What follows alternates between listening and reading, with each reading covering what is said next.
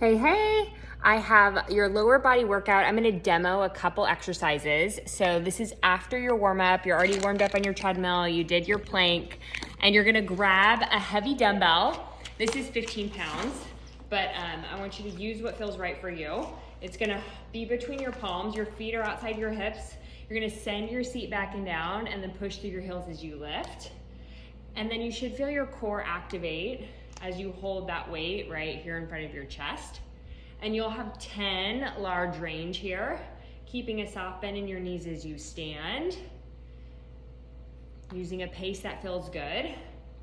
So that will be your goblet squats. And then you're gonna move to lateral goblet squats. So it's kind of like an incline lunge. Your feet are turned out and you're going from side to side. You have 10 large range right to left. And then after you complete your 10, you're gonna add a pulse. So you'll go pulse, pulse, and then that's 1.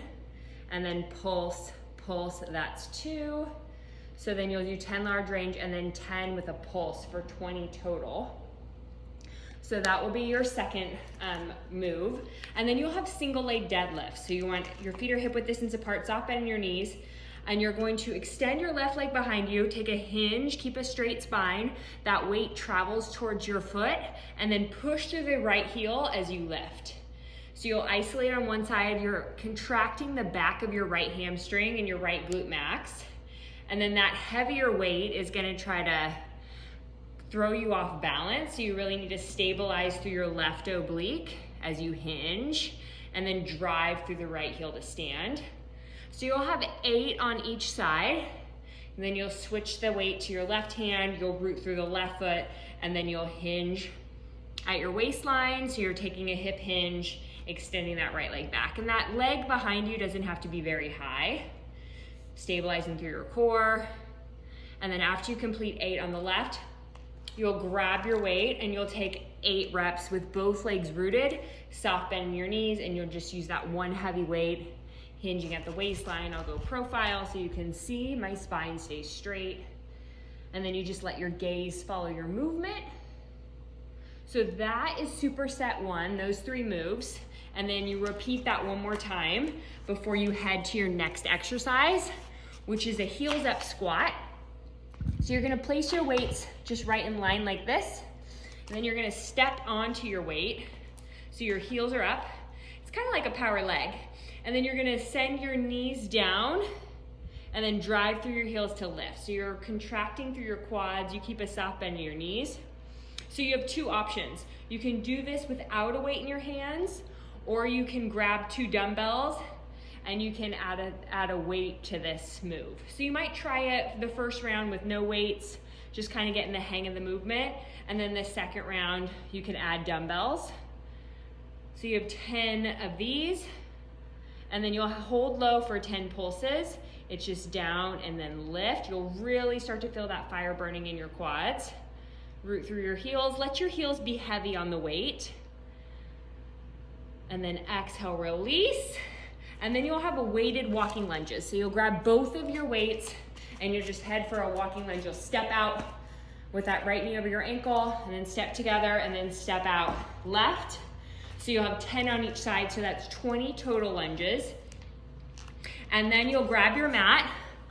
You'll lie it out for bridge lift marches, which I'm sure you're familiar with. You can grab 1 weight or 2 weights. You're gonna place the weight on your hip. Push through your feet. It's a narrow stance. And then just start to alternate a march, floating your knee to tabletop. Activating through your glutes, that driving heel, the heel that's rooted in the floor is the one you push to lift. So you'll have 10 on each of those, and then you'll move into your 3rd round, which is a little core. So you'll come to an all 4s position, and you can do this from all 4s, or you can do this from a bear. So I'll show it in all 4s first. You'll cut palms underneath your chest, and then you're gonna alternate a bird dog. And then you'll extend your left arm and your right leg. So that's an alternative for bird dog, or you can alternate a bear crawl, which is your palms are underneath your chest, your knees are underneath your hips. It's the same movement, but instead of from a bird dog, it's from a bear. So a little bit more challenging on the core.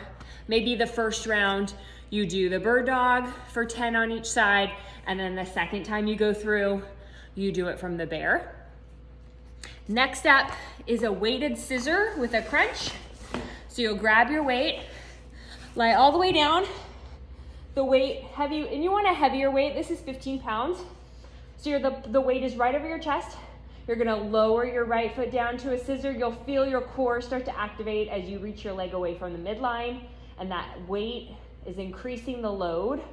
So one scissor right, one scissor left, and then you crunch up, and then one scissor left,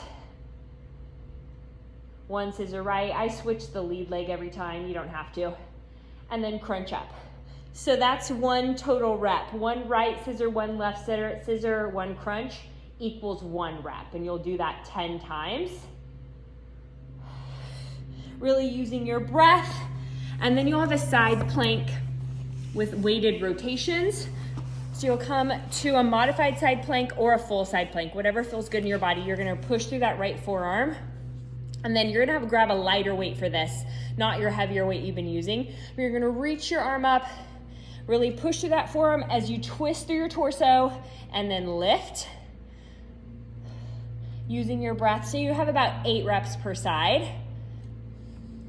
And then you'll come back through center and then switch sides.